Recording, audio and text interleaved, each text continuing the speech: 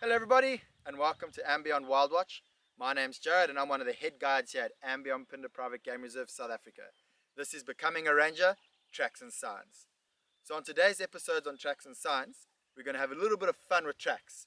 And so what we're going to do is we're going to go out and make a track of an animal. Now to do this, I've asked one of my friends, Zandri, to come out and give us a hand. Zandri, what are we going to do? Hello everyone and welcome to WILDchild TV. My name's Zandri and you're going to be joining me here today at andBeyond Punda Private Game Reserve, and we're going to make some animal tracks using plaster of Paris. So what do we need to make the mold of the animal track? We will need measuring cups. Most of you might have measuring cups at home.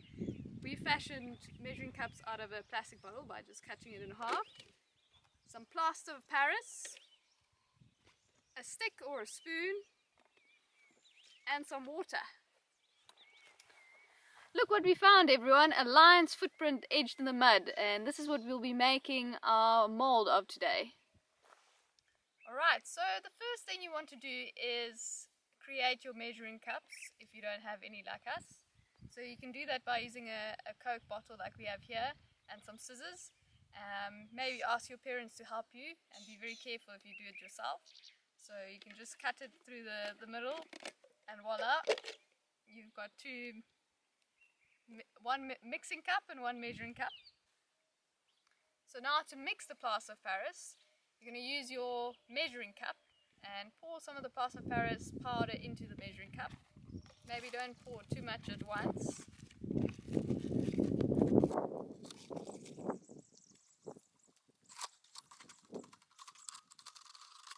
So how much plaster of Paris you make obviously will depend on how big the track is you are casting as well.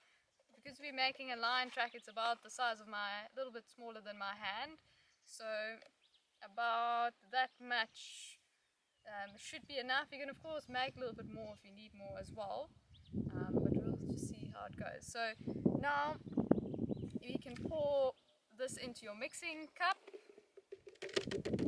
And when we poured it in, we saw that the plaster of Paris line was about up that much into this mixing cup, so you don't want to add too much water, so we're going to add a little bit of water at a time.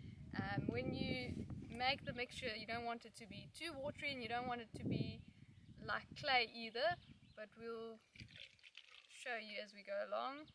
So I'm just going to pour that much. It's a little bit more than we might put in, but we'll just see as we mix what the consistency of the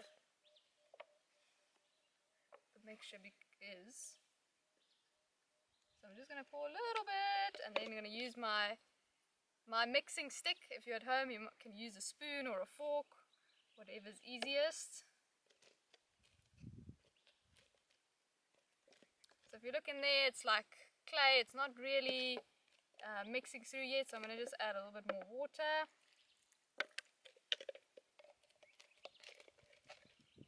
And the plaster of Paris will stick to the sides and to the bottom of your mixing cup, so you'll just have to keep stirring it to make sure that all of it is going into the water is absorbing into the mixture.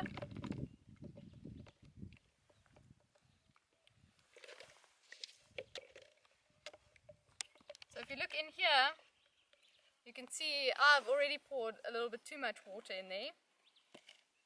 So I'm just going to add a little bit more powder. We want the mixture to be almost like wet paint, maybe a little bit thicker than wet paint.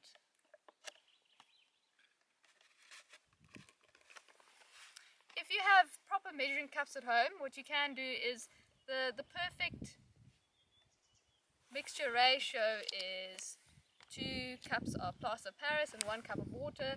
So if you want to do it precisely, that would be the way to do it. But of course, because we don't have proper measuring cups, that's a little bit more difficult.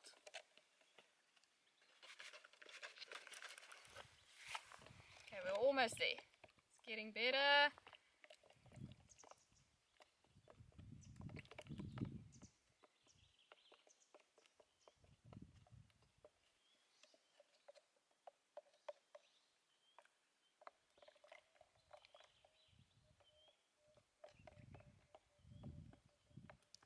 Alright Jared, I think we are ready to pour.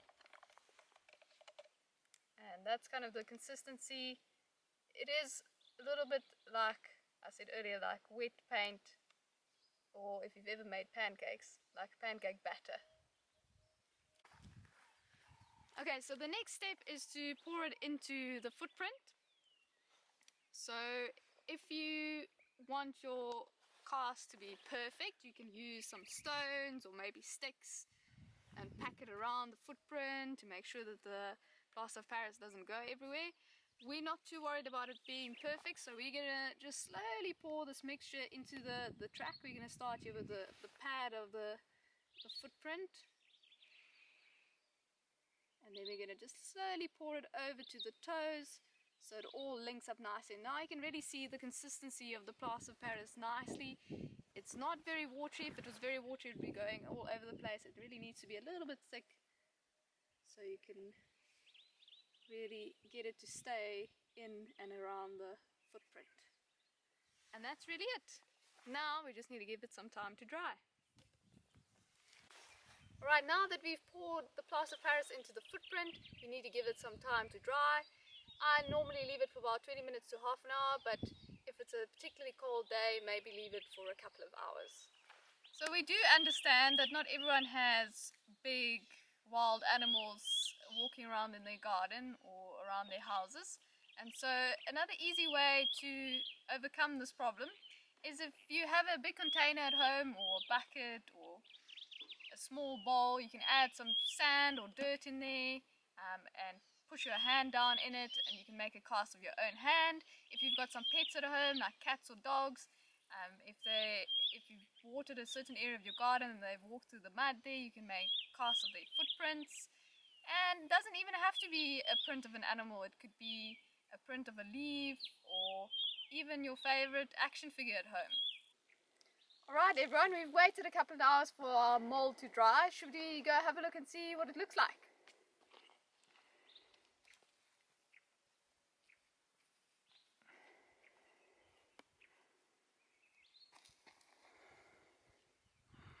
Alright, so the dirt that this mold is in is very hard. So we're just going to be very careful and try to take some of the dirt away around the mold so we don't damage it.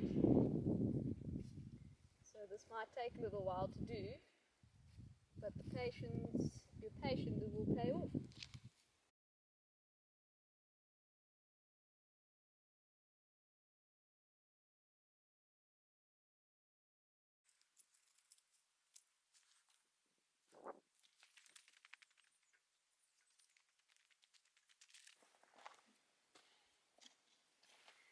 Alright, so after you've taken some of the dirt off, some of the bigger pieces, you can use water to rinse it off a bit, and then you'll get a better look at what the mold actually looks like.